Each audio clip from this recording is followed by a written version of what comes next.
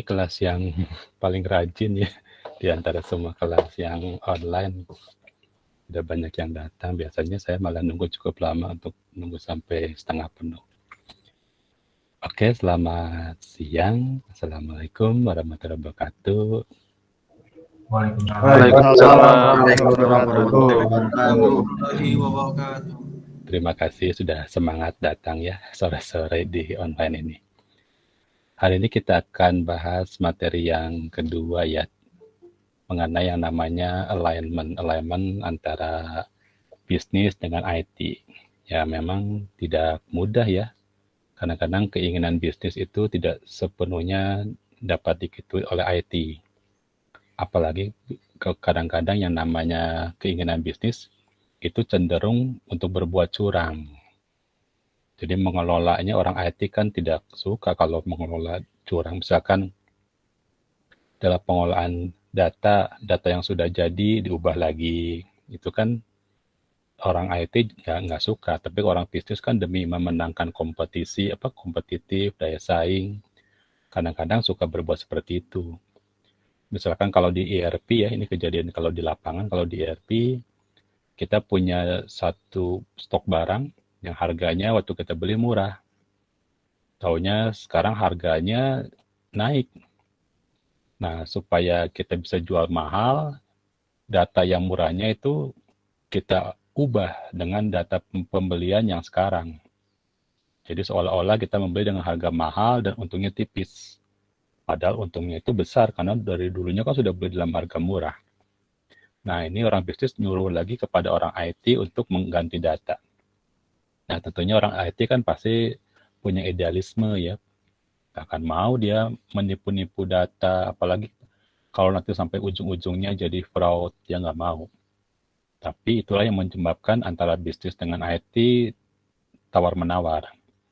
Kadang-kadang keinginan bisnis kalau sudah sampai ke sana, ya orang IT nggak mau ikut-ikutan. Tapi kepaksa mau nggak mau kalau yang nyuruhnya atasannya susah nolaknya. Nah itulah tata kelola yang sangat sulit di Indonesia ini ya.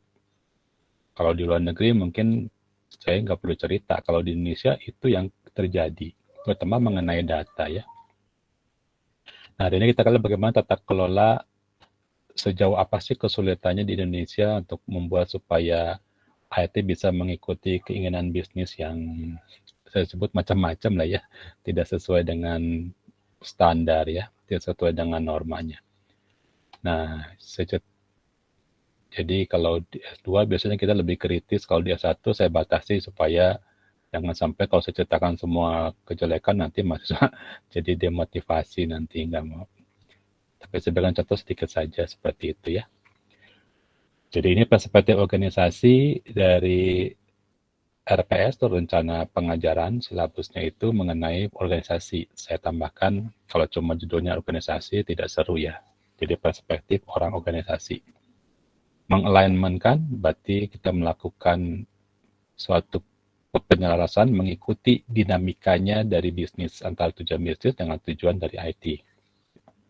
Jadi berubah-ubah tentunya gap tetap ada, tapi pergerakan dari bisnis kemana orang IT diminta mengikuti.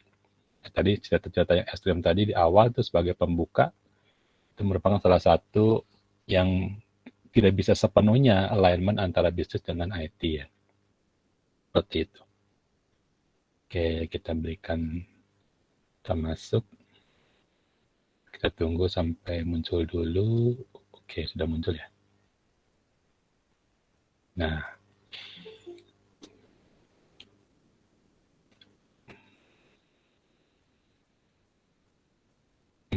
ini bagian otomatis memasukkannya lagi error ya, jadi saya harus masukkan manual kalau ada yang baru datang. Biasanya otomatisnya jalan nih, nggak jalan.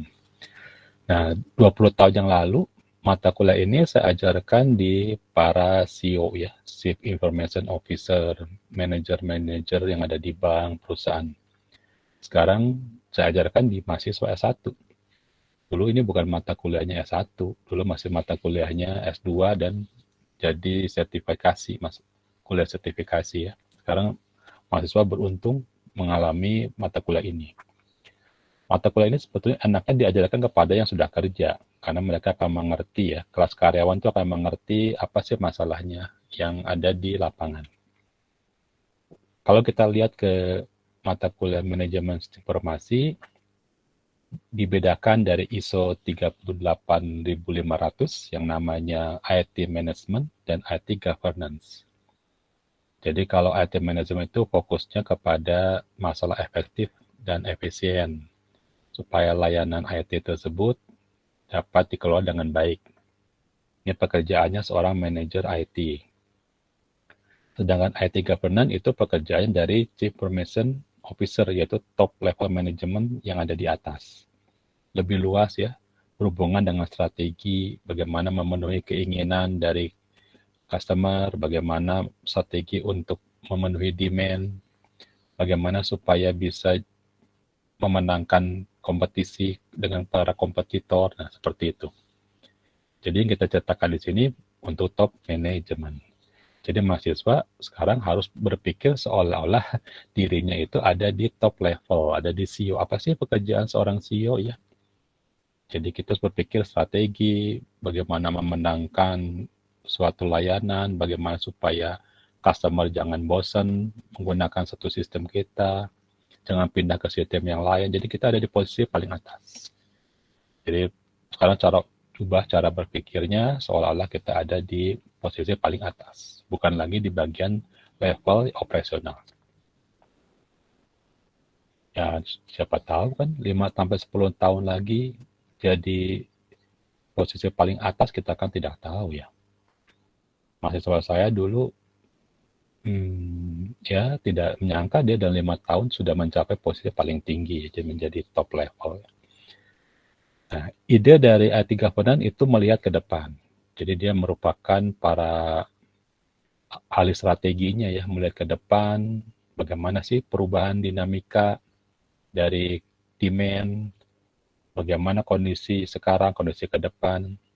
Sedangkan IT Management itu mengerjakan pekerjaan yang sekarang secara efektif dengan cara-cara yang sangat efektif atau yang disebut dengan best practice ya. Kalau IT Governance itu kalau terjadi perubahan, misalkan tahun 2019 itu berubah karena banyaknya uang elektronik. Nah, itu cepat-cepat kita perusahaan-perusahaan itu mengubah penjualannya menggunakan uang elektronik. Mereka cepat karena itu kan hal yang baru ya. Nah, ini perbedaannya dari bisnis orientasi dan waktu. Tujuannya adalah keluar, mencari hal-hal baru. Untuk ilmu ini ada ilmu perusahaan dan ilmu khusus IT. Jadi kalau di perusahaan itu ada namanya enterprise governance. Ini tadi yang sudah ceritakan di minggu lalu ya. Ini ada tata kelola yang besarnya yang berhubungan dengan finansial. Sedangkan yang kita sebutnya IT governance. Ada aktivitas perusahaan yang membutuhkan selalu informasi dari bagian IT, ada juga aktivitas IT. Jadi kita sebetulnya ilmu IT ini bagian kecil dari seluruh perusahaan. Kita tidak membahas semuanya, tapi kita membantu perusahaan. Membantu setiap bidang, departemen atau yang disebut dengan area functional operation. Misalkan kita bantu bagian sales, kita bantu bagian akuntansi kalau mereka butuh apa. Nah, kita bantu dari sisi support atau dari sisi maintenance atau dari sisi aktivitas utama. Jadi kalau di ilmunya informasi, yang nama aktivitas itu ada dua. Yang utama dan yang pendukung. Yang disebut dengan value chain. Jadi kedua-duanya disebut dengan value chain atau rantai nilai. Yang utama dan pendukungnya. Nanti kita akan bahas kembali rantai nilai. Sudah pernah dulu di mana ya? Mungkin di bagiannya itu. Jadi value chain itu saya bahas pada saat Porter ya, Michael Porter mencerita mengenai value chain. Nah, untuk membuat supaya menjadi selaras antara bisnis dengan IT ada strateginya ya. Yang pertama saya perkenalkan namanya strategic alignment model. Jadi menurut Davi, apa sih yang disebut dengan strategic alignment model antara bisnis dengan IT? Kata Davi itu tahun 2002 itu merupakan suatu proses atau tujuan untuk memenangkan suatu persaingan melalui mengembangkan dan memelihara ya suatu hubungan yang simbiosis saling membantu antara bisnis dan IT. Ya, ini kondisinya pada saat kondisi ideal, kondisi hal yang baik. Jadi ada suatu model. Nah, modelnya digambarkan seperti ini. Ini model yang paling pertama, tahun 93 ya. Yang disebut dengan model SAM atau Strategic Alignment Model dari Henderson dan Van Catraman. Saya ubah dulu mungkin pointernya supaya kelihatan ya. Bentar. Pointer. Saya ganti pakai laser supaya kelihatan. Nah, ini selalu ada jarak, namanya gap antara bisnis dengan bisnis strategi dengan infrastruktur pasti ada jarak. Maksudnya tidak semua bisnis didukung oleh infrastruktur itu pasti ada kekurangan. Antara strategi bisnis dengan strategi IT pasti ada gap. Tidak semua strategi IT bisa dipenuhi dengan bisnis atau tidak semua keinginan bisnis dapat dipenuhi dengan IT. Sama juga dengan bagian sini. Pasti ada gap antara IT strategi dengan infrastruktur. Mungkin uangnya belum cukup ya. Tidak semua strategi IT bisa kita penuhi. Tetapi dari semua gap ini kita melihat bahwa anggaplah kotak ini bergerak ya. Bergerak ke kiri ke kanan gitu seperti bergetar ya, bergerak nanti kalau dia gerak ke atas, IT strateginya ngikutin. Kalau strateginya ke bawah, dia ngikutin. Jadi, pergerakannya itu selalu ada dinamikanya. Jadi, strategi kemana, atau strategi mengikuti. Ini gambar ini nih yang disebut dengan model dari Henderson and Van Catraman. Jadi, ada gap. Gap yang di sini disebut dengan gapnya strategi atau strategi fit. Sedangkan gap yang di sini ini disebut dengan gap yang disebut dengan functional integration. Integrasi antara bisnis dengan IT ya di sini. Nah ini gapnya. Misalkan kalau saya seorang owner ya, CEO minta, saya mau pasang jaringan baru. Nanti pertanyaan owner itu begini, kalau saya pasang jaringan baru, nanti untungnya apa? Apa bisa meningkatkan customer? Apa bisa meningkatkan kecepatan kinerja? Dia biasanya bawanya itu kepada keuntungan, cost. Orang strategi harus bisa bicara, oke, nanti kalau strateginya memang cost, maka jaringan baru ini bisa membantu mempercepat supaya cost-nya lebih murah. Nah, seperti itu. Jadi ada pertanyaan orang bisnis yang harus dijawab oleh orang IT. Kadang-kadang pertanyaannya tidak semuanya bisa dijawab. Misalkan orang bisnis bertanya, bisa nggak kita memenangkan persaingan supaya menjadi yang terunggul di antara semua perusahaan yang sejenis? Wah, itu susah juga jawabnya gimana caranya. Nah, banyak sekali pertanyaan-pertanyaan atau strategi bisnis yang tentunya tidak semua kita bisa ikutin. Tergantung dari kemampuan, kapabilitas dari sistem kita ya. Nah, ini ceritanya. Jadi berdasarkan elemen ini selalu bergerak, saling mengikuti. Biasanya yang mengikuti adalah yang kanan ke kiri. Jadi yang IT strategi mengikuti bisnis, jangan kebalik. Karena kan bisnis yang paling besar. Nah, ini gambarnya secara detail, digambarkan seperti ini. Jadi pada tahun 93 itu, Van Catraman memberikan gambar model yang cukup detail ya. Di sini tidak ada strategi, ada infrastruktur yang mendukung infrastruktur. Jangan sampai kebalik. Jangan sampai kita membuat suatu sistem, merancang infrastruktur, tapi nggak punya strategi. Jadi kata Van Catraman, kalau ingin membuat suatu infrastruktur, itu bisa dari bisnisnya dulu, yang atas ya. Kalau buat strateginya, baru infrastruktur. Ini untuk penerapan dari teknologi. Tapi kalau untuk memberikan layanan, terbalik, strategi yang dulu, kemudian setelah dari strategi, infrastruktur ini disesuaikan, baru kepada organisasi infrastruktur. Ini cerita mereka seperti itu. Kalau untuk proses eksekusi, ya berarti bisnisnya dulu, ya tidak perlu dihafal ya, yang mana yang lebih dahulu. Pokoknya ini pasti ada ketiga ini, tinggal pencetusnya yang mana. Apakah strategi bisnis atau strategi IT, gitu ya. Kemudian 7 tahun kemudian atau hampir 6 tahun kemudian ada modelnya Luhmann. Luhmann cerita kalau ingin supaya IT bisa ngikutin keinginan orang bisnis, ya itu ada 6 tahap. Pertama harus punya tim, kalau nggak ada yang bantu, nggak ada yang kerja, pasti nggak bisa. Kemudian harus bisa mengerti apa sih pemikiran orang bisnis terhadap IT, apa sih pemikiran dari bos kita, maunya apa sih. Paling enak kalau punya bos yang jujur dan baik ya. Tapi kalau punya bos yang tidak ingin jujur, kita orang IT agak susah. Seperti saya ceritakan di awal tadi, di cerita pertama tadi, agak susah.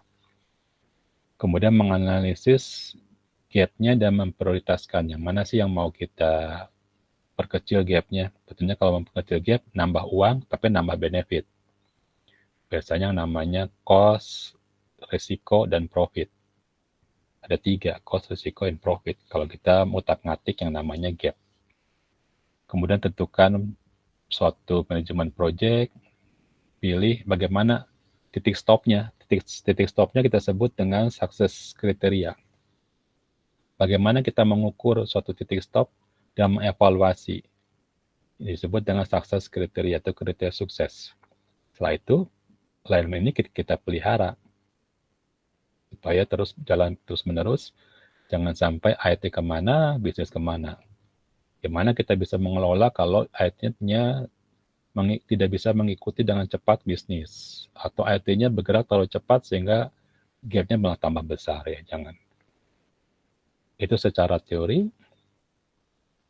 Kemudian kalau di sisi manajemen, alignment itu katanya tidak bisa hanya antara vertikal saja, yaitu alignment antara bawah dan atasan. Tetapi kalau manajernya banyak, juga harus ada alignment secara sistem. Jadi kalau perusahaannya sudah besar, manajernya banyak, tempatnya banyak cabangnya, perlu adanya alignment secara horizontal. Jadi bukan hanya atasan ke bawah, tapi sesama manajer harus berpikir yang sama. Untuk level-level yang sama, harus berpikir yang sama, bertanggung jawab sesuai dengan tanggung jawabnya. Seperti itu ya. Jadi mengelola itu, kalau manajernya terlalu banyak juga susah. Manajer jangan sampai bagian horizontalnya ini prismanya menjadi tidak seimbang. Terlalu banyak atasan, repot, nanti ke bawahnya gimana. Suatu sistem yang atasannya banyak, hampir semuanya manajer, nggak punya yang disuruh-suruh, ya itu namanya over accountability. Jadi orang yang menyuruhnya terlalu banyak. Kalau yang menyuruhnya terlalu sedikit, ya namanya over responsibility. Terlalu banyak yang disuruh, tapi yang nyuruhnya sedikit. Oke, nah ini keunikannya, ini saya masukkan pustakanya ya. Nah, kalau kita ingin mengelola, biasanya ada yang mendukung, ada juga penghalang. Ini yang menjadi masalah besar.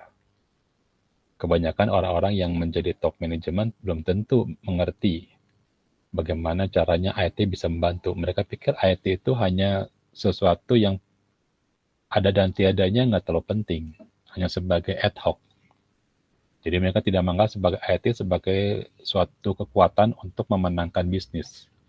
Nah itu kalau punya bos seperti itu agak susah. Jadi dia tidak merasa, dia akan menjadi inhibitor atau penghalang. Dia tidak menganggap IT itu penting. Tapi kalau bosnya tahu, dia bisa memanfaatkan IT buat memenangkan keinginan atau tujuan bisnisnya, bisnis goal-nya. Itu adalah enabler.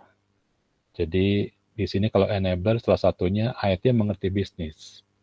Ya pertanyaannya kenapa IT nggak mengerti bisnis? Mungkin bisnisnya memang tidak bisa dimengerti ya.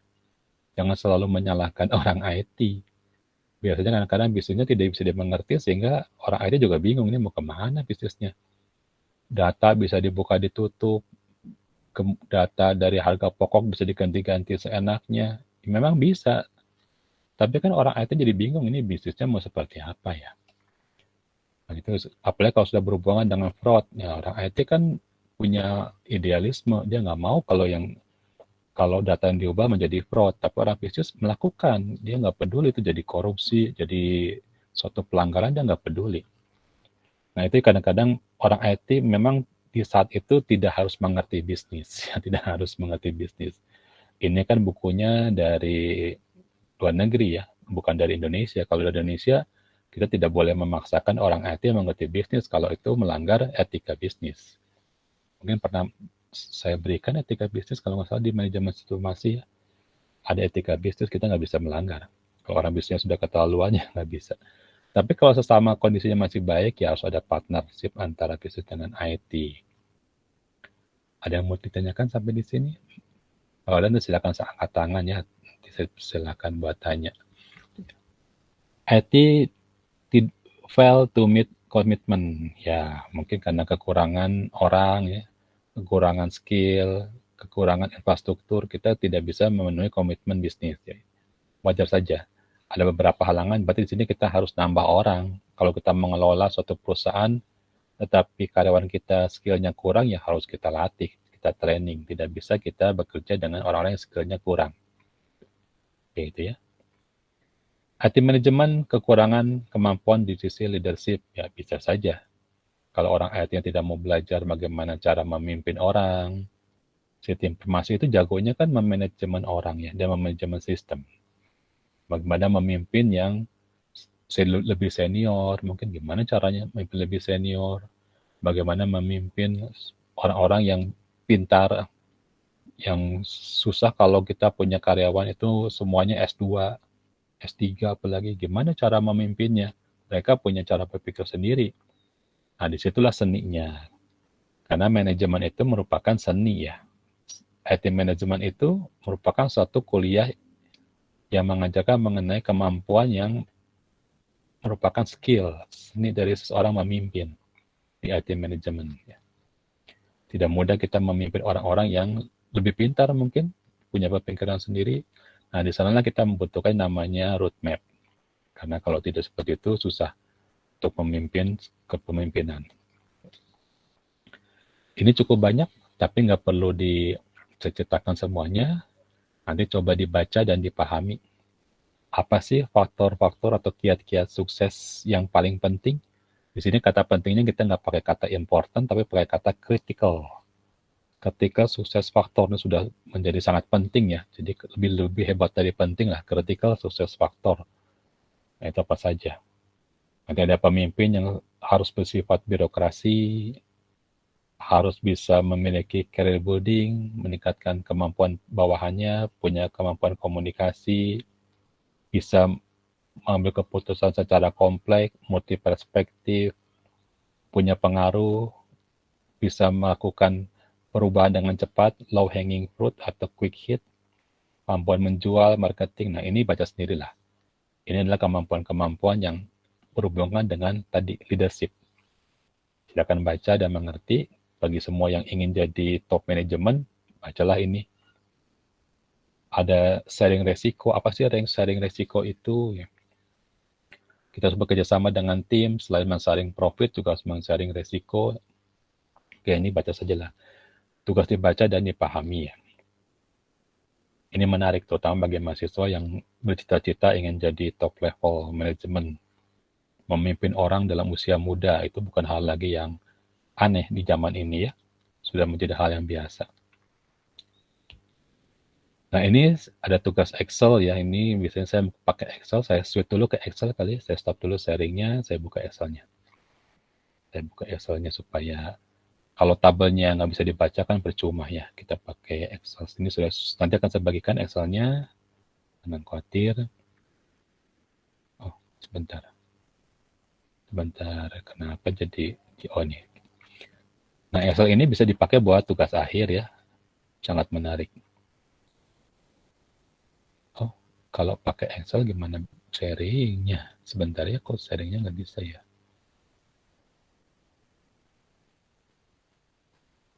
Excel berarti sharingnya window. Oke, sharingnya window.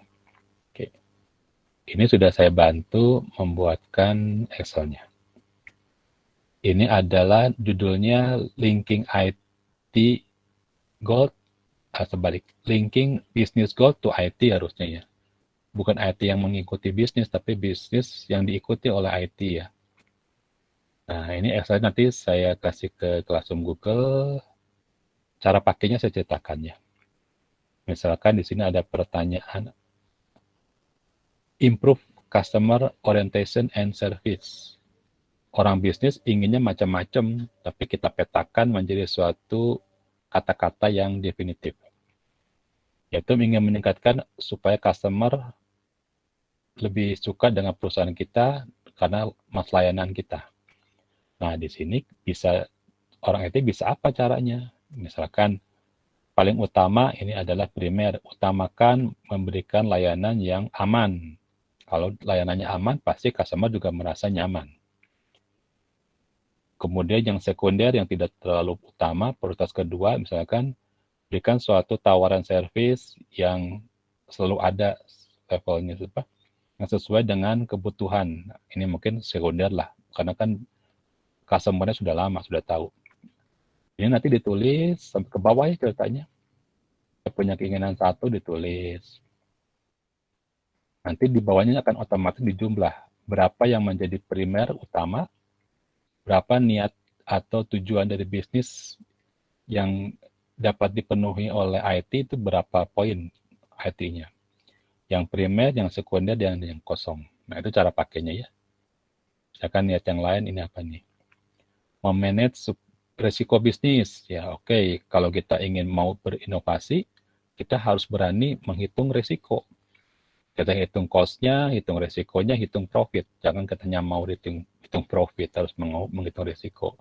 Apa saja, nah ini bisa kita isi. Apa saja, bagian-bagian mana yang bisa mempengaruhi yang namanya risiko. Ini contohnya sudah ada tadi di PowerPoint. Ini sengaja saya kosongkan ya supaya bisa coba-coba sendiri ya.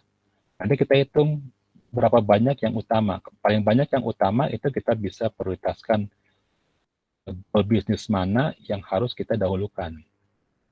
Tadi sudah diceritakan harus memprioritaskan ya, tidak bisa semuanya kita kerjakan. Jadi kita hitung yang P terbanyak itu mungkin bisnis goal atau tujuan bisnis yang kita utamakan. Itu cara pakai dari tabel ini ya. Akan saya sharing, silahkan coba. Kemudian di sini juga ada, saya berikan ini adalah punyanya Luhmann. Ini merupakan strategi assessment model dari Luhmann. Nanti silahkan, cukup banyak yang saya berikan dalam bentuk Excel ini model maturity nanti kita akan bahas sebentar lagi ya. Jadi Excel ini menyederhanakan supaya bisa punya kemampuan bukan hanya sekedar teori ya, tapi kan nanti mahasiswa bisa mengambil keputusan yang mana mau diprioritaskan. Apakah prioritas cuma main perasaan? Wah, enggak juga. Untuk mengambil prioritas kita bisa menggunakan linking dari IT goal ke bisnis. Jadi kita cari P yang mana yang paling banyak, nah itu yang kita utamakan, kita dahulukan. Ya, cara memprioritaskan keinginan bisnis. Jadi kalau kita punya uang owner namanya, kita jadi CEO, kan owner inginnya macam-macam. Nah, kita harus prioritaskan yang mana yang menguntungkan perusahaan secara langsung. Nah, ini cara salah satunya menggunakan tabel Excel. Jadi nggak susah ya. Kalau mau jadi CEO, sebetulnya cuma pakai Excel kita bisa jadi CEO ya. Saya sering kalau di rapat yang dengan Bapak Rasio itu, mereka cuma bawa satu lembar. Dulu cuma pakai satu lembar. Cuma bawa model, nggak bawa data. Mereka sudah cuma bawa model satu tablet ya. Mereka tidak pernah bawa buku-buku yang cukup tebal. Mungkin cuma satu lembar kalau CEO itu. Karena yang dimintakan mengambil keputusan. Datanya sudah berupa yang tidak terstruktur, sudah berupa gambar ya. Bukan lagi berupa database yang terstruktur, wah, apalagi yang relation database, tidak seperti itu ya. SEO itu kan melihat ke depan. Ya. Ada yang mau tanyakan mengenai tabel ini? Nah, tabel ini dari yang tadi, nanti kalau mau coba-coba silakan lihat PowerPoint-nya, coba-coba pasang, kenapa sih P-nya harus di sana, primernya, mana sekundernya. Kalau kosong berarti kita nggak tahu ya. Apakah dia primer atau dia sekunder, apakah dia perlu atau tidak. Pada saat akan datang kita belum tahu, kita kosongkan. Oke, ini tabel ini sangat membantu. Simpanlah sampai nanti jadi CEO ya. Simpan tabel ini. Oke, saya kembali lagi ke slide. Nah, itu tabel. Jadi mengelola itu tidak bisa kita pakai perasaan, kita harus pakai data. Nggak boleh. tata kelola itu harus ada datanya. Nah, salah satu data yang saya kenalkan pertama hari ini pakai Excel. Nanti kita pakai data cara lainnya. Hampir semua saya buat pakai Excel supaya mudah, bahkan di S2 juga kuliah audit saya pakai Excel, jadi lebih gampang lah. Oke, saya sharing lagi ke PowerPoint. Nah, ini PowerPoint-nya itu yang sudah jadi. Ini yang sudah jadi ya. Ada P, ada S, dan sudah jadi. Ini belum dihitung berapa jumlah P-nya, berapa jumlah S-nya belum dihitung. Nah, mengisi ini berdasarkan dari pengalaman, berdasarkan dari tim. Kita harus punya tim, nggak bisa kita SEO tanpa tim, nggak bisa. Kalau SEO tanpa tim, namanya bukan Chief Information Organizer, tapi namanya career is over. Kita kerja sendiri, banting tulang sendiri, habis karir kita ya. SEO-nya singkatan dari career is over, udah nggak punya karir lain kalau kita kerja sendiri tanpa ada anak buah, ya nggak mungkin. Ya. Jadi biasanya kalau anak buah kita makin lama makin pintar, akhirnya juga dia jadi CEO. Akhirnya kita nggak punya CEO karena anak buah kita semuanya sudah jadi CEO lagi.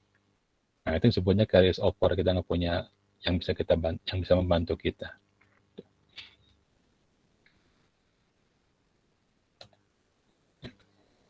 Ini adalah 10 tujuan bisnis yang baik ya, yang paling sering. Nah, ini kan teori ya, 10 bisnis yang baik, tapi saya tuliskan 7 bisnis yang buruk. Ya, kalau di buku Eropa, buku Amerika nggak ada tujuan bisnis yang buruknya. Ini khusus versi Indonesia. Only happen in Indonesia kali ya. Mungkin seperti itu ya. Jadi cuma ada di Indonesia. Nggak apa-apa lah, supaya mahasiswa kan sekarang sudah mau tingkat akhir nih. Harus tahu masalah-masalah yang kritis.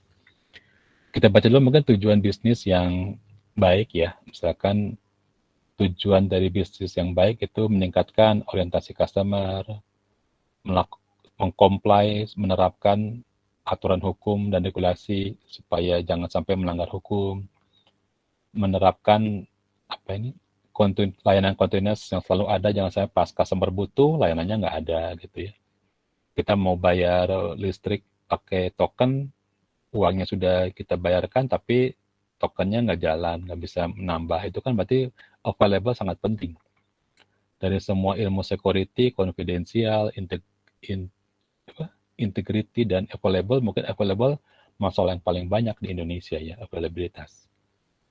Sekarang kita loncat nih, silakan baca ya. Yang menarik itu sekarang ada meningkatkan agility, jadi kecepatan cukup cepat untuk proses bisnis. Ini kalau kita punya bisnis yang dinamika lingkungannya atau disebut dengan ekosistem dari bisnis dan ekosistem dari IT-nya sangat cepat berubah.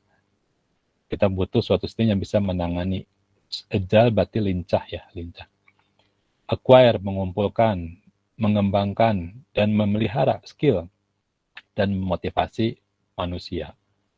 Tapi kebanyakan kita lupa kalau sudah jadi pemimpin, kita malah mendemotivasi karyawan kita. Pelihara orang-orang yang dapat dipercaya, yang menguntungkan, kita kasih reward. Jangan dibiarkan saja ya. Kalau kemampuannya kurang, jangan disuruh pensiun, kasih pelatihan, kasih training. Nanti kalau sudah jadi bos, ingat ya, manusia itu penting. Apalagi manusia yang loyal, yang bisa membantu perusahaan. Jangan yang sudah tua itu disuruh pensiun, tapi suruh dia membagi dulu, sharing knowledge dulu kepada yang muda-muda supaya kemampuannya, kapabilitas manusia dan sistem kuat. Oh ya, ada kata kapabilitas ya. Nanti kita masuk ke kapabilitas sistem dan kapabilitas manusia. Kapan-kapan kita masuk. Nah, ini tujuan dari hati yang baik ya, mengikuti strategi dari bisnis ya. Jangan kebalikan, menyuruh orang bisnis ngikutin kita, jangan, nggak bisa. Memelihara keamanan, confidential, integrity, dan availability. Yang tadi ya, meyakinkan bahwa semua layanan IT itu selalu handal. Jangan sampai sering banyak gagal dan tidak aman, jangan sampai. Misalkan kalau PLN itu hanya boleh gagal, mean time between failure-nya itu hanya sekitar 2 kali setahun ya. Tidak boleh yang namanya layanan Jawa Bali itu putus. Pada waktu kejadian 2019 putus, Pak Jokowi ngambak-ngambak sama orang PLN karena kehandalan IT itu ada service level agreement-nya. PLN cuma 2 kali harus banyak boleh putus Jawa Bali ya. Ini tanggung jawab kita, kita harus berikan sesuatu lainnya yang handal, jangan sampai error, jangan sampai rusak. Nah ini baca, ini sangat menarik ya, ini dari, anggaplah ini cerita sepanjang perjalanan kita ya. Ini kalau mau jadi orang IT ya seperti ini, meningkatkan cost efisiensi, yang melindungi aset. Ya. Ini merupakan 10 ide dari tujuan IT yang baik. Nah, juga ada yang buruk saya tambahkan. Nah, tadi, memanfaatkan IT untuk mencurangi data, jangan ya, jangan sampai ya. Sekarang Unikom mahasiswa yang non aktifnya cukup banyak. Itu kalau di mata dikti itu bukan hal yang baik karena banyak yang non aktif. Nah kita sebagai orang Unikom, sebagai nanti kalau ada yang kerja di Unikom, jadi ketua jurusan atau ketua program studi, kita menyelidiki mengapa mereka tidak aktif. Apakah karena kemampuan dari pembayaran gara-gara pandemi, yaitu jangan langsung semuanya disuruh untuk cuti, jangan ya, supaya datanya bagus di dikti, semuanya dicutikan, kasihan lah mahasiswa dicutikan tiba-tiba ya. Kita harus ada kemanusiaan juga di situ. Memanfaatkan IT untuk menjebak pelanggan, nah ini juga jangan. Misalkan kalau di saham, sengaja dia istilahnya menggoreng saham ya. Dia membeli sahamnya sendiri, supaya harganya seolah-olah kalau dibeli itu kira-kira sahamnya naik atau turun kalau banyak yang beli. Saham itu sama seperti jualan barang ya. Banyak peminatnya berarti naik. Volumenya bertambah, pasti banyak yang mau beli. Nanti kalau sudah ada yang beli, nah, sama dia menggunakan IT seolah-olah dia beli, padahal kan cuma angka. Dia mengganti angka supaya kelihatan sahamnya volumenya bertambah yang beli. Padahal cuma ganti angka. Nah, ini merupakan kecurangan fraud di dalam saham, seperti itu. Ini kemarin yang banyak dibahas oleh OJK ya, karena orang Indonesia tidak boleh melakukan hal seperti ini, sudah ada undang-undangnya. Jangan sampai kita melakukan pembelian saham sendiri hanya mengganti angka. Atau memanfaatkan ketidaktahuan shareholder dengan memberikan informasi yang tidak lengkap guna memenangkan persaingan. Ini kira-kira contohnya apa, pikirkanlah. Yang nomor 3 ini. Nah ini tujuan dari bisnis yang memang tidak perlu dimengerti oleh orang IT. Jangan, karena sudah berhubungan dengan kecurangan, dengan apa ya, penipuan ya, janganlah. Nah, ini dalam posisi ini mahasiswa S1 yang masih polos ini ya harus tahu bahwa dalam kondisi ini kita nggak perlu mengerti tujuan dari bisnis ya, kita nggak perlu ya. Waktu beberapa bulan yang lalu saya mengajarkan mengenai kuliah anti korupsi ya. Salah satunya orang IT itu paling sering menjadi korbannya dalam pengelolaan IT. Kita ingin mengelola dengan cara yang jujur, data yang jujur, tapi orang bisnisnya malah pergerakan dinamikanya kayak tidak jujur ya. Seperti itu. Oke. Seru juga yang namanya ilmu tata kelola itu ya. Karena kalau mengelola dengan mudah ya tidak ada kuliahnya kali kalau mengelola dengan mudah. Siapa yang sudah tahu balance scorecard? Coba angkat tangan. Nggak akan ditanya, cuma saya ingin tahu aja. Berapa orang yang sudah tahu mengenai balance scorecard? Coba klik tangannya. Sudah tahu. Sudah tahu semua belum? Yang tahu klik tombol apa? Nggak tahu Pak. Belum tahu Pak. Belum tahu. Belum tahu Pak. Oke, Belum saya tahu ceritakan Pak. ya. Balance scorecard ini yang menciptakannya Bapak Kaplan namanya ya. Bapak Kaplan. Ini orang pintar ini. Dia itu orang IT tapi bergeraknya di bidang ekonomi. Namanya balance scorecard, berarti suatu ada nilai skor yang seimbang, yang harus balance. Jadi ini belum sampai pengukuran dan belum sampai kesetimbangannya. Ini baru bagian kulitnya. Nah, balance scorecard itu si Bapak Kaplan ini setelah dia jadi profesor muda, punya anak buah gitu ya. Dalam waktu 3 tahun dia menciptakan lagi namanya IT Balance Scorecard.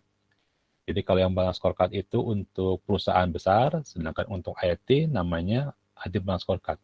Bedanya sama, tidak ada bagian finansial. Dia cerita begini, ini cerita kegunaan Balance Scorecard. Kalau kita punya visi misi di perusahaan, kalau kita nggak tahu bagaimana sih membuat visi misi, Pertama, harus mengikuti, kalau dari perusahaan besar ya perusahaan secara keseluruhan, itu ada fungsi finansial. Apa sih ide pandangan finansial? Tentunya kan ingin untung, satu. Yang kedua, jangan mau untung. Kita juga harus tahu bagaimana cara pandang dari customer dalam memilih barang kita atau produk kita. Tentunya mereka ingin dapat yang terbaik. Jadi setelah finansial, customer. Setelah itu loncat ke sebelah kanan. Yang kedua, kita harus punya pandangan ke dalam. Kita melihat bagaimana cara meningkatkan kemampuan karyawan kita. Jangan sampai sudah punya pandangan tentang keuntungan, sudah customer, tapi nggak didukung oleh aset manusia dan aset barang. Internal perspektif. Setelah itu, perusahaan harus berjalan berdasarkan dari pengalaman-pengalaman, saling bertukar pengetahuan, learning and growth perspektif. Nah, ini biasa diterjemahkan menjadi visi misi. Visi misi finansial apa ya? Visi misi dari customer perspektif apa? Kemudian internal apa? Kemudian learning apa? Nah, itu kulitnya. Nanti di dalamnya itu ada yang namanya matrix. Bagaimana cara mengukurnya dari finansial bahwa dia sudah tercapai tujuannya, mengukurnya pakai apa? Customer perspektif, mengukurnya pakai apa? Setelah 3 tahun, bagaimana mengukur internalnya? Nah, itu yang disebut dengan balance scorecard. Tidak seimbang jika misalkan salah satu pengukurannya tidak mencapai nilai target tertentu. Misalkan internal perspektif ada beberapa pertanyaan, ini tidak tercapai dengan nilai minimum, itu nilai yang ditetapkan. Nah, itu kita katakan tidak seimbang. Kalau tidak seimbang, mungkin ada satu kolom yang terlalu besar atau yang terlalu kecil. Itu adalah balance scorecard. Jelas ya? Tidak sukar kan? Bisa mengerti? Jadi saya mau buat perusahaan, ambillah 4 bagian ini. Kalau sekarang saya membuat suatu departemen IT, kita pakai yang IT balance scorecard karena tidak ada uangnya. Kita tidak hitung-hitung mengenai modal uang. Ini kan kita ada di dalam, sudah perusahaan yang bantu. Nah, bacanya yang sebelah kanan ini. Pertama, kita harus membantu perusahaan corporate contribution. Kita kalau buat suatu departemen IT, kita harus membantu perusahaan corporate contribution. Dari sisi apa ini? Ya, ini sisi-sisinya. Ini merupakan visi misi kita di sini ya. Boleh dimasukkan semua, boleh bertambah sedikit dari visi misi ini. Kemudian sama, kalau di perusahaan customer perspektif, layanan kita harus orientasinya pengguna. Dari sistem UI, dari sistem UX, jangan sampai kita buat sistem yang membuat customer bosan, sehingga menolak. Namanya reluktansi. Dalam sistem informasi namanya reluktansi. Karena layanan kita tidak menguntungkan, buat tambah susah, update-nya lebih jelek daripada yang sebelumnya, sehingga customer bosan, namanya reluktansi. Setelah selesai, urutannya ketiga. Boleh nggak urutannya kebalik? Boleh. Misalkan yang kanan dulu, operasi excellence dulu, baru ke sini boleh. Tapi biasanya kita mulai dari yang sini dulu. Setelah itu masuk kepada operational excellence. Kita cari cara yang bisa benar-benar membantu. Jangan sampai infrastruktur kita banyak, tapi banyak aset yang tertidur. Banyak komputernya, tapi tidak bisa membantu perusahaan. Nanti yang punya perusahaan akan tanya, saya udah kasih aset, sudah kasih uang, apa yang bisa meningkatkan kepada bisnis? Apakah meningkatkan return of investment, meningkatkan pendapatan? Nah, muncullah kalimat-kalimat dari nilai bisnis atau value bisnis. Jadi orang owner itu kalau dia marah, biasanya yang muncul adalah value bisnis. Apa sih value bisnisnya? Nah, kita orang IT God bisa menjawab. Untuk value bisnis yang tersebut, kita dukung dengan value IT apa. Tidak ada kaitan antara value IT dengan value bisnis. Kemudian, future orientation, ini yang membantu di bagian learning and growth. Kita harus mengumpulkan orang-orang yang punya kemampuan dan juga kita harus melatih. Seandainya orang-orang IT kita nanti pensiun, ada anak mudanya yang bisa bantu. Atau kalau mau buat knowledge management, melibatkan konsultan, nah ini ilmunya. Jadi balance scorecard ada 2, ada balance scorecard yang buat perusahaan, corporate balance scorecard, atau sering disebut tanpa corporate-nya, cuma BSC. Ada juga yang BSC untuk membuat suatu departemen IT balance scorecard. Itu seperti itu. Nah, ini merupakan visi misi. Bisa juga ini dijadikan SWOT, bisa dijadikan SWOT. Tapi biasanya merupakan visi misi dari pembuatan departemen IT. Seperti itu ya. Nah, ini caranya. Kan kita sedang bicara mengenai alignment. Ada yang belum jelas sampai sini? Balance score ini baru kulitnya. Jadi nanti kalau sudah sampai dalamnya itu ada matriks, cara mengukur masing-masing dari visi misi. Ada matriksnya, ada cara mengukurnya, kemudian ada alat ukur dan alat untuk menentukan sukses atau tidak sukses yang disebut dengan critical success factor. Nanti ada KGI, ada KPI. Kalau KGI itu key goal indicator yang mengatakan sudah ada atau belum. Misalkan improve and maintenance, sudah ada belum? Belum, berarti KGI-nya belum. Kalau dikatakan sudah ada, muncul KPI, key performance indicator. Sudah adanya berapa persen? Itu KPI. Ulangi lagi ya. Nanti kalau sudah masuk ke kulitnya, di sini ada yang namanya alat ukur, matrix, bukan matrix ya, alat ukurnya. Kemudian ada pembandingnya. Apakah dia sudah sesuai atau dengan gap atau belum, yaitu KGI dan KPI. Kalau KGI itu untuk mengatakan ada atau tidak ada. Kalau sudah ada, kita masuk ke KPI. Berapa persen sudah adanya? Nah, seperti itu ya. Nggak susah. Mungkin setelah kuliah ini, semua mahasiswa sudah bisa jadi manajer. Karena sudah tahu balance scorecard, kita tinggal tahu yang namanya perusahaan, pasti 4 ini yang mereka pikirkan. Jadi otaknya dari seorang CEO ya 4 yang BSE corporate. Otaknya dari CEO adalah BSC yang IT. Seperti itu ya. Ya, harapan saya 10 tahun lagi mahasiswa jadilah CEO lah, jadi CEO ya.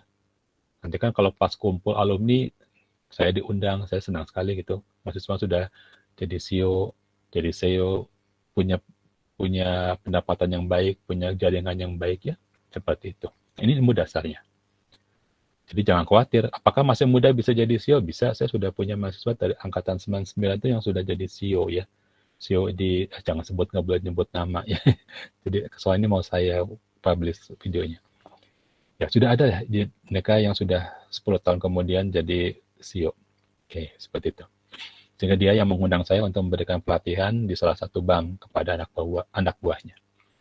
Oke, setelah sampai sini, ada yang mau ditanya, silahkan klik tanda tangan LSN kalau ada yang mau ditanya sampai sini. Karena saya terlalu bersemangat kalau masalah tata kelola ya, jadi saya harus stop untuk kalau ada yang mau bertanya. Oke, masih belum ada ya? Oke, kita lanjutkan. Ini menurut orang Belanda yang namanya adalah Van Rembergen. Oke, disebut dengan H. Van Rembergen. Kata Rembergen bahwa kita ambil saja yang namanya ilmu IT balance scorecard. Kita sambung-sambungin cara berpikirnya.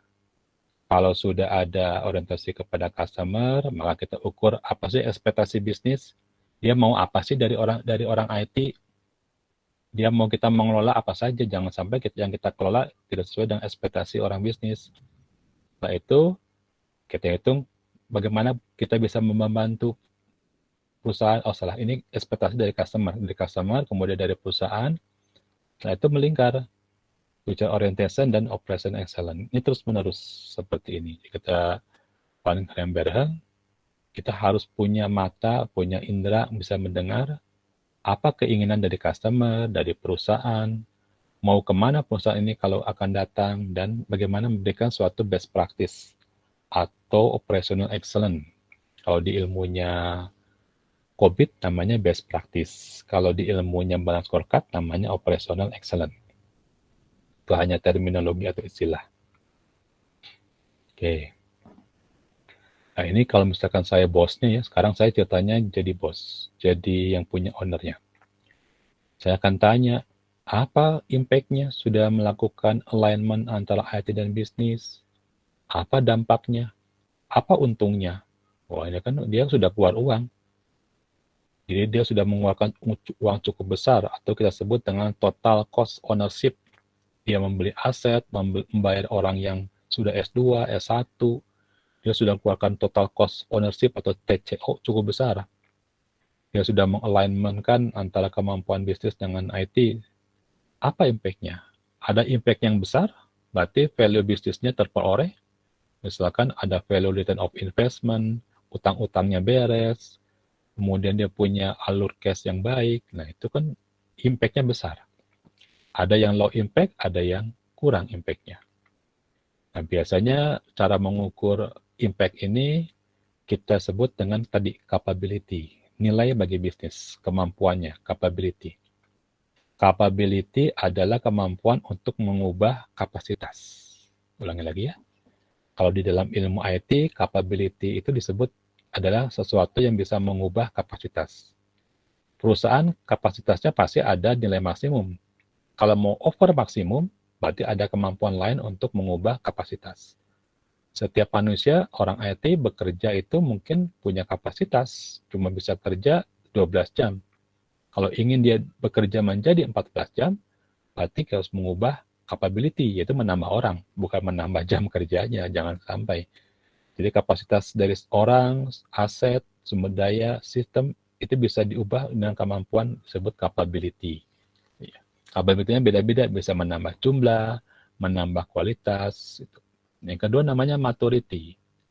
Walaupun kita sudah mempunyai beberapa modal, tetapi kalau belum punya kesiapan untuk menerapkannya, belum ada SOP, belum ada regulasi, percuma. Karena di manajemen sistem informasi itu tidak bercerita mengenai strategi. Tapi kalau di tata kelola, kita bercerita strategi. Kalau kita mengelola tapi tidak melihat regulasi, tidak melihat kesiapan, maka percuma. Nah, itu disebut dengan maturity atau tingkat kedewasaan. Jadi pakai sistem yang canggih, tetapi karyawannya belum siap, percuma. Contoh yang paling sederhana itu USB ya. Banyak sekali karyawan bawa USB, datanya main colok aja. Ya, nggak pikir bahwa bisa ada virus. Mereka belum siap untuk mengetahui bahwa komputer server itu aset. Mereka langsung masukkan data, buka server, datanya lewat USB. Nah, itu kan bahaya. Karena belum dilatih secara manusia. Atau sistemnya sudah sangat canggih, sudah ada otomatisasi. Kita pakai otomatisasi menggunakan SAP misalkan. Itu kan pelatihannya mahal. Tetapi karena karyawannya belum siap, ya SAP-nya nggak dipakai. Tetap saja pakai Visual Basic, pakai Excel gitu. SAP-nya hanya dipakai buat memenangkan ISO kualitas, tapi nggak pernah dipakai. Nah, itu dua, maturity dan capability. Nanti kalau COVID 4 itu banyak ke maturity, COVID 5 banyak ke capability. COVID yang terbaru 2019 banyak kepada unsur-unsur dari IT landscape. Jadi di lapangannya lah, di lapangan. Nanti itu di pertemuan keberapa kita akan ceritakan bagaimana COVID 2019 menggabungkan capability dan maturity untuk IT landscape. IT landscape itu berarti menerapkan di lapangan, dinamika di lapangan setelah ada, perkembangannya bagaimana, ekosistemnya bagaimana, gitu ya. Oke, ini ceritanya seru ya. Ini tahunnya tahun 97 sudah cukup lama ini ceritanya. Nah, mengenai impact kita bicara mengenai maturity ya.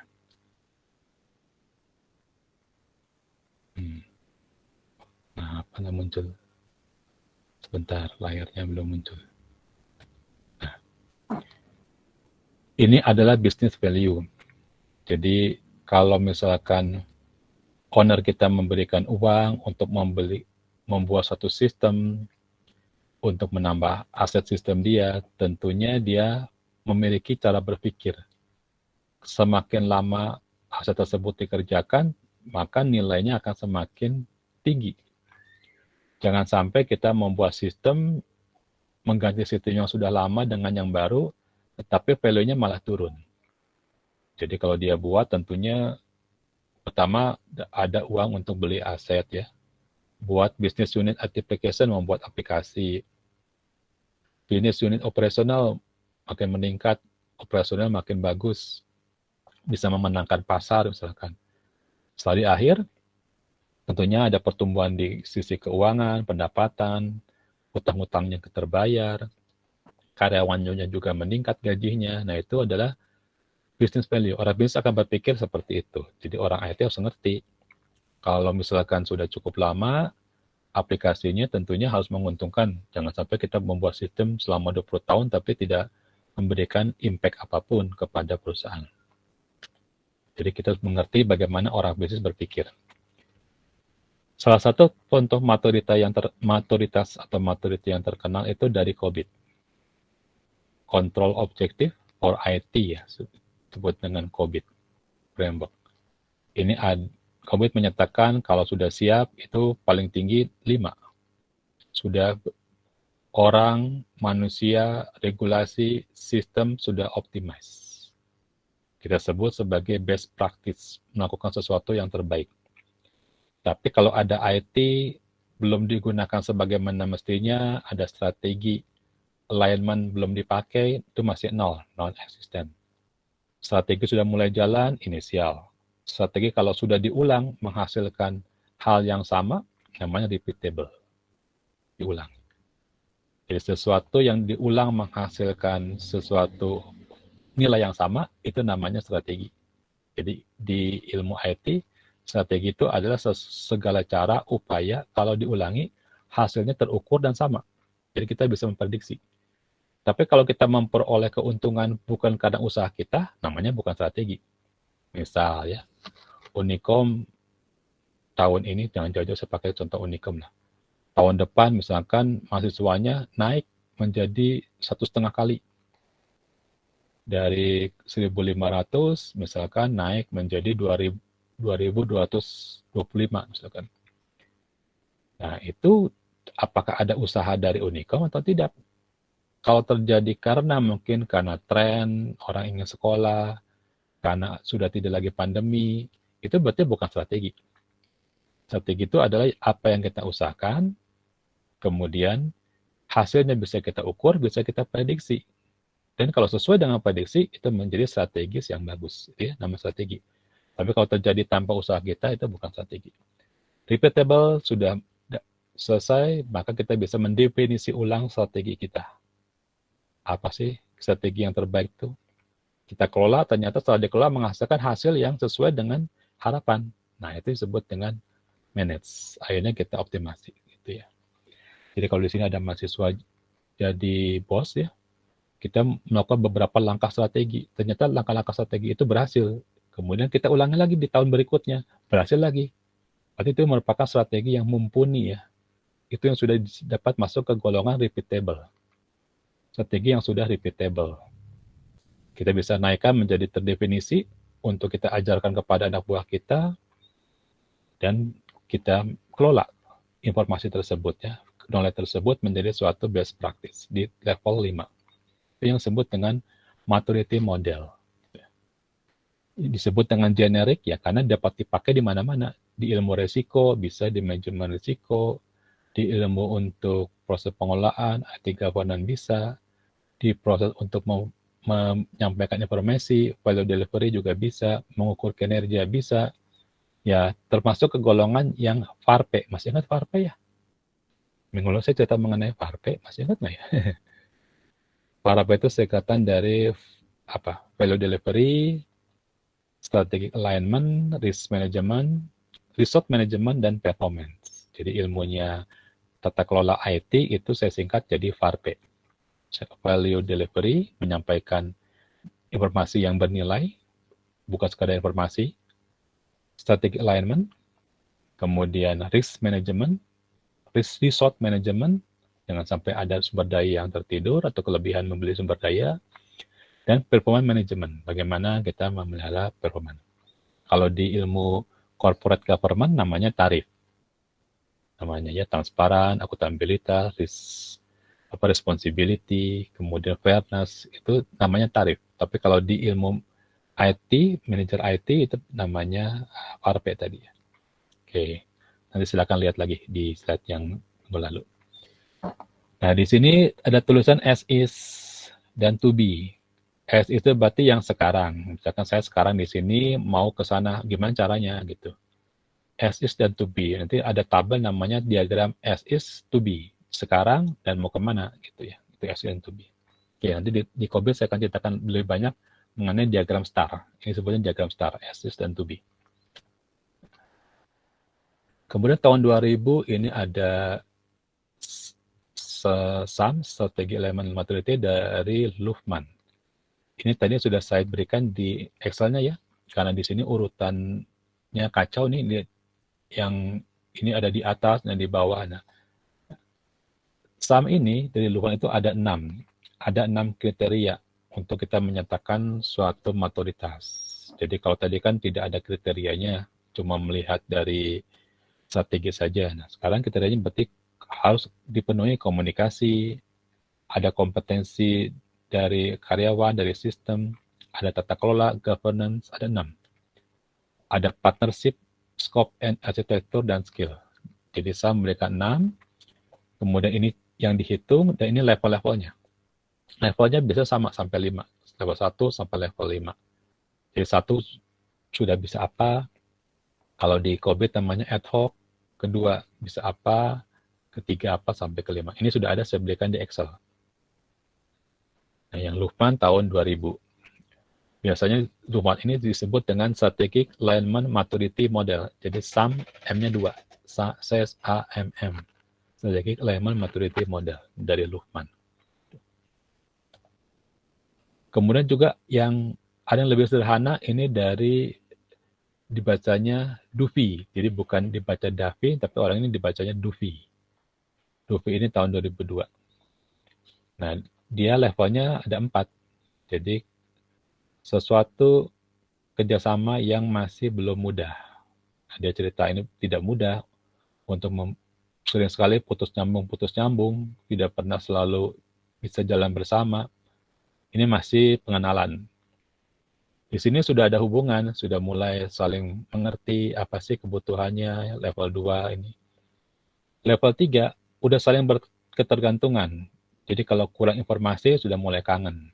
Ya, ini kalau anak muda sekarang bilang begitu ya, sudah bucin. Jadi kurang informasi, mereka langsung tanya, apa sih bukan informasi? Mereka tidak bisa dilepaskan dari yang namanya informasi. Jadi nggak bisa meninggalkan ponsel. Yang keempat, maturitasnya ini sudah sama-sama mengerti. Tidak ngomong pun mereka ngerti. Jadi mereka sudah tahu apa sih yang namanya kiat-kiat sukses. United, we sukses. Kalau kita berjalan bersama, kita akan sukses. Mereka sudah tahu kalau bersama, faktor kapabilitasnya jadi tambah naik. Mereka tidak bisa. Nah, ini maturity level. Jadi yang satu masih belum kenal. Yang kedua, mereka sudah tahu apa yang mereka inginkan. Yang ketiga, tanpa temannya, tanpa informasi dari temannya, mereka merasa tidak cukup. Saling berketergantungan. Kalau yang ini, mereka setelah tahu kalau bergabung, mereka menjadi kuat. Ada kapasitasnya. Ini strategi alignment maturity model. Jadi kalau nanti kita punya bawahan, kita harus cerita di sini. Anak buah kita harus tahu bahwa tanpa mereka, perusahaan tidak jalan. Dan tanpa kita yang memimpin, mereka juga tidak jalan. Tanpa sistem, tidak akan jalan. Dan sistem pun harus mengikuti keinginan dari dewan direksi dan customer. Sudah sampai di sini. Jadi antara manusia, sistem, stakeholder jadi satu.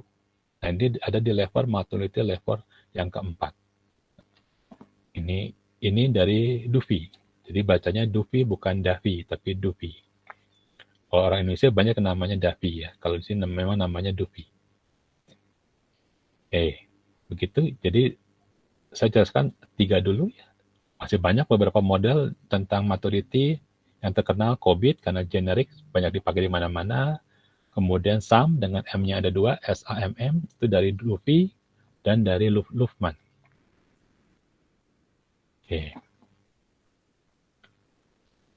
Ada yang mau ditanyakan sampai di sini? Belum, Pak. Belum ya. Nah, sekarang pertanyaannya adalah bagaimana caranya ya kita melakukan strategi supaya jalan ilmu-ilmu tadi rencana tersebut. Ini harus ada orangnya, struktur. Harus ada proses yang bisa mengukur, ada SOP-nya, kemudian ada mekanisme yang selalu mengikat. Nah, ilmu ini disebut dengan Structure, Process, and Relation Mechanism for IT Governance. Jadi kalau nggak ada orangnya, cuma nggak bisa. Ada taktiknya, cara melakukan strategi itu kapan waktunya. Kemudian ada mekanisme yang harus dibuat oleh sistem, harus ada orang, ada yang bertanggung jawab, ada pembagian tugas, ada panitianya, siapa yang membagi tugas, itu disebut dengan akuntabilitas. Siapa yang mengerjakan tugas, itu adalah responsibilitas. Siapa yang bertanggung jawab dengan ekosistem, itu tetap juga disebut dengan akuntabilitas. Seperti itu. Prosesnya, jadi bisa pakai balance scorecard, pakai strategic planning, COVID, pakai IT infrastructure library, ini merupakan bagian dari service. Jadi penentuan service awal mau rencana bagaimana sampai ujung-ujungnya menjadi service level agreement. Misalkan tadi yang kasusnya PLN ya, dia memberikan reliabilitasnya itu bahwa di service level agreement-nya akan memelihara terus tidak akan terjadi 2 kali pemadaman jalur Jawa sampai Bali. Itu merupakan kesepakatan antara pemerintah dengan BUMN yang dinyatakan dengan kesepakatan dari tingkat layanan yang memberikan suatu angka disebut dengan service level agreement. Ini di Indonesia kadang-kadang kurang karena setiap proyek itu tidak sama antara yang membuat dan yang meneruskan. Outsourcing-nya berbeda-beda. Tidak semua outsourcing mau meneruskan service level agreement dari outsourcing yang sebelumnya. Tapi kalau untuk BUMN harus, kalau berhubungan dengan pemerintah, service agreement-nya harus terus panjang. Ya, seperti itu. Misalkan saya pakai token listrik ya, itu saya minta service level agreement itu jangan mati pada saat saya mau nonton bola, misalkan begitu ya. Itu service level agreement. Setiap ada bola, jangan sampai listrik itu nggak bisa diisi tokennya, terserah di acara lain silakan. Tapi pas ada pertandingan bola, jangan sampai terjadi. Nah itu contoh service level agreement. Kesepakatan antara siapa? Antara yang akan diberikan layanan atau yang meminta layanan dengan pemberi layanan. Service level agreement. Seperti itu. Kemudian ini ada juga information economic ya. Banyak sekali ilmu-ilmu untuk memproses supaya strategi ini langsung. Ada yang paling mudah pakai maturity, boleh ya. Kemudian mekanisme untuk menghubungkannya yaitu harus apakah terjadi partisipasi yang secara aktif antara stakeholder atau kolaborasi. Kolaborasi itu berarti kerjasama. Kerjasama berarti kerja yang tidak sama. Jangan sampai salah ya. Jadi kolaborasi itu jangan sampai semuanya mengerjakan yang sama. Bisa saja bekerja dengan posisi yang berbeda-beda, kerja yang tidak sama. Jadi kalau istilah kolaborasi kalau di Indonesia seperti itu. Jadi ada yang kerjanya berbeda tetapi menghasilkan tujuan yang sama. Kerja yang tidak sama tapi menghasilkan tujuan yang sama. Itu adalah kolaborasi. Ada partnership reward. Jadi kalau ini biasanya kepada internal, stakeholder internal. Karyawan yang menguntungkan, yang membuat sistem dengan baik, kita kasih reward, kasih insentif. Jangan sampai kita tidak menghargai. Kita mempunyai supplier yang sangat baik pada saat kita lagi susah pandemik, tetap dia bisa memberikan informasi yang benar dan cepat dan tepat, kita kasih reward kepada supplier kita. Kemudian ada business dan IT collocation, ini untuk kita bisa melakukan pekerjaan yang berbeda tempat. Jadi kalau kita punya cabang, tetap saja cabang-cabang itu berbeda-beda, itu masih memiliki prosedur yang sama. Oke. Ini di bagian strategic dialog ya, untuk melakukan prosesnya itu bisa secara mekanismenya bisa mengerti melalui sharing knowledge ya, itu tidak aneh. Oke. Cross functional business ini berarti antara setiap departemen itu saling melakukan komunikasi. Departemen sales dengan marketing. Di manajemen sebelumnya saya pernah cerita ada orang sales itu sudah mendapatkan order banyak, ternyata bagian produksinya tidak sanggup karena kapasitasnya masih kurang. Dia masih kurang untuk bisa mengerjakan order yang cukup besar itu, capek-capek salesnya itu. Ternyata tidak ada komunikasi dengan baik dengan bagian produksi. Atau sudah bagus-bagus dibuat, ternyata bagian pengirimannya berhalangan. Itu karena tidak ada komunikasi yang baik antara setiap departemen. Itu disebut dengan cross-functional.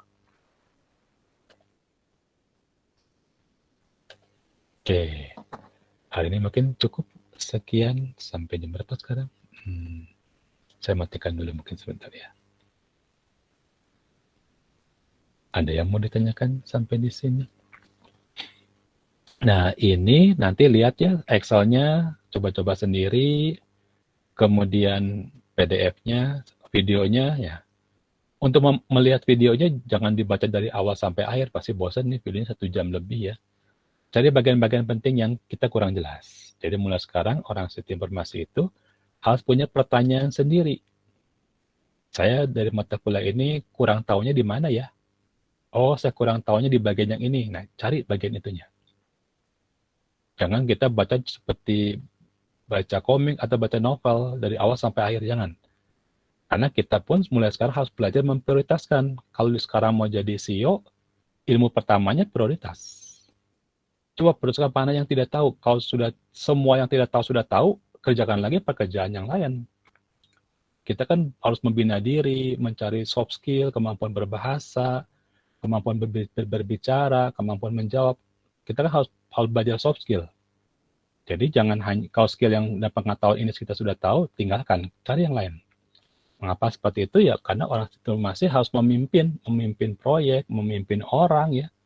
Kalau dia tidak punya soft skill, susah. Jadi cara memang pelajari mata kuliah ini, buat pertanyaan, apa sih yang saya nggak tahu? Kalau nggak tahu, cari cepat-cepat. Apakah dia dari buku PDF-nya, dari PowerPoint-nya, PDF-nya cukup lengkap, saya kasih yang terbaru. Nah, seperti itu ya. Latihan jadi top level manajemen, paling tinggi lah. Walaupun sekarang belum, siapa tahu kan 10 tahun lagi saya doakan jadilah, jadi CEO gitu ya. Nanti kumpul datang ke Unicom kalau pas di acara alumni gitu, menerapkan ilmu ini gitu ya. Seperti itu. Saya sudah punya beberapa alumni yang jadi CEO dan mereka mengingat kalimat saya bahwa CEO itu sudah harus diukur dari tingkat sekarang. Latihannya dari sekarang, bukan nanti selalu kerja ya, latihan dari sekarang. Mulai sekarang kalau cara berbicara, pikirkan, bicara itu apakah tepat, apakah langsung menjawab, atau menambah masalah. Dulu saya waktu latihan jadi CEO seperti itu, jadi yang ngajarkan saya, itu pelatihnya seperti itu. Kemudian latihan tulis tangan. Mengapa kok belajar tata kelola tapi harus tulisan tangan ya? Tulisan tangan yang selalu konsisten itu bisa membuat keputusan yang konsisten. Jadi walaupun jelek, jeleknya konsisten. Boleh gitu. Tapi konsisten, bagus-bagus konsisten. Jadi saya waktu jadi auditor, beberapa kebetulan kelasnya digabung dengan beberapa CEO, itu pengajarnya dari orang, saya lupa kalau nggak salah bukan orang Inggris, tapi orang Eropa Timur. Yang dilihat itu adalah dari pertama bukan kata-kata, tapi dari tulisan. Tulisan yang konsisten, ya dia pisahkan jadi sebelah kanan dan sebelah kiri. Nah, yang sebelah kanan itu lanjut untuk pelatihan berikutnya, tapi yang tulisan tidak konsisten disuruh belajar tulisan lagi. Jadi belajar bahasa, belajar tulisan. Kalau sudah mampu bahasa Indonesia itu tidak mudah ya, karena ada beberapa CEO yang harus melatih cara bahasanya supaya memotivasi orang. Ya sekarang kalau bicara sama teman, kalau kira-kira kalimatnya tidak memotivasi, jangan. Buatlah kalimat yang memotivasi, karena nanti bakal mimpin 400 orang. Sekarang mungkin mimpin cuma 2 orang mungkin yang dipimpin. Tapi nanti kalau sudah 4 tahun, 5 tahun itu bisa memimpin 400 orang. Jadi bahasa itu penting. Oke, latihan dari sekarang, nanti kita lihat lagi 5 tahun lagi, 10 tahun lagi ya. Gimana cerita ini ya. Oke, saya minta fotonya sekarang. Kalau tidak ada, on cam dulu. Saya pakai grid viewer, jadi bisa lihat semua ya. Semuanya pakai, bisa lihat semua gridnya. Kemarin belum jalan gridnya. Sekali lagi kalau ada yang mau tanya, bisa lewat WhatsApp, boleh, ada di nomor absen, bisa juga lewat private message di Google Classroom. Kalau ada yang tidak jelas, kan biasanya saya suka kecepatan atau saya lupa, ini S2 atau S1, kadang-kadang saya ceritanya terlalu tinggi tahapannya, kurang saya pecah-pecah. Jadi mohon maaf saya kalau terlalu cepat atau terlalu tinggi tahapannya. Nanti saya akan ceritakan lebih sederhana. Oke, saya hitung ya.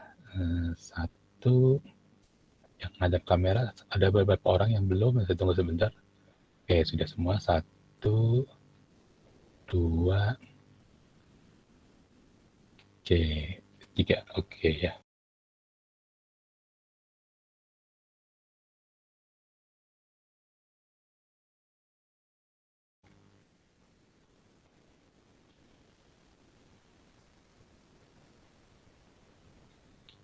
Oh ya, mungkin supaya menarik, tadi yang Esa tadi, itu nggak perlu dikumpulkan, tapi bayangkan kita jadi apa?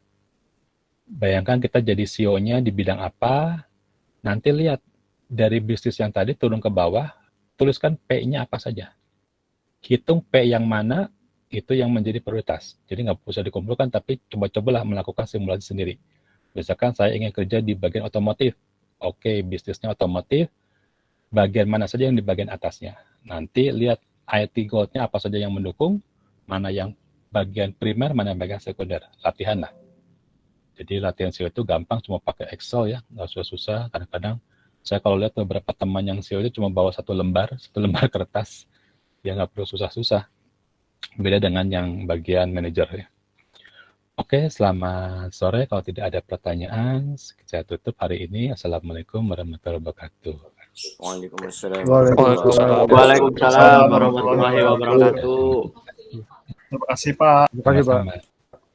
Ya, Terima kasih Pak. akan meninggalkan ruangan.